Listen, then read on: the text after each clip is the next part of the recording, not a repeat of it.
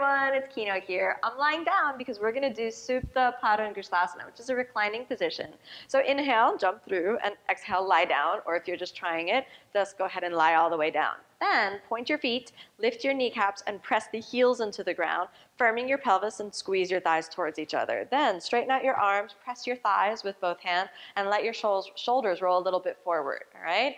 Inhale, lift your right leg, flex your foot, reach forward and hold on to your toe. Only if necessary, bend your knee and hold on to your toe, but try to do that with a straight leg. Then point your foot upward like this. Many people think of this posture as flexibility, so the first thing to do is try to pull on the leg. Just leave your leg where it is. Instead, use your core strength. All right, so here we go. Inhale. And as you exhale, pull the lower abdominal muscles into the body and press your nose towards your knee. Try to get the lower ribs off of the ground and keep both legs completely straight. Then, if you really want to challenge yourself in the posture, straighten your leg and see if you can lift upward even more. I can't lift all the way up from here, but eventually, if the abdominal muscles and the core strength is strong enough, it would be possible. Let the legs sink back down. If you want to work the flexibility, you can slowly sink down. But if you're really too flexible, the posture is almost too easy. After 5 breaths, inhale, put your head down.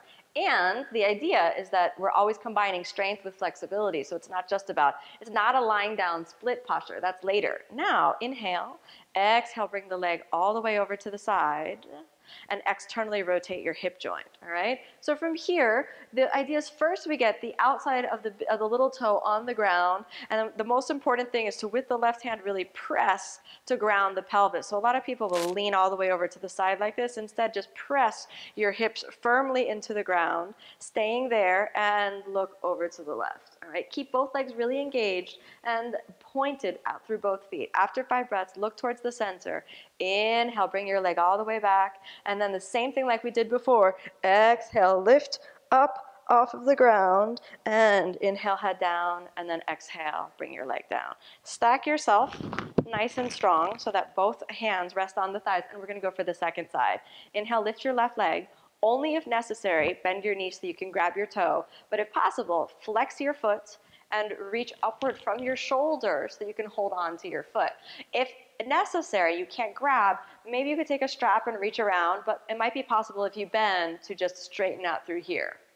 Then point your foot, point the right foot, firm your pelvic floor, inhale, and as you exhale, lift upward, bringing the nose towards your knee or your forehead to your shin. Eventually the chin to the shin. Very important to keep your right leg nice and extended, firm and flattened into the ground. If you want to challenge yourself, come to 90 degrees perpendicular with the ground with your left leg, and then reach upward, and you'll really feel the abdominal muscles working.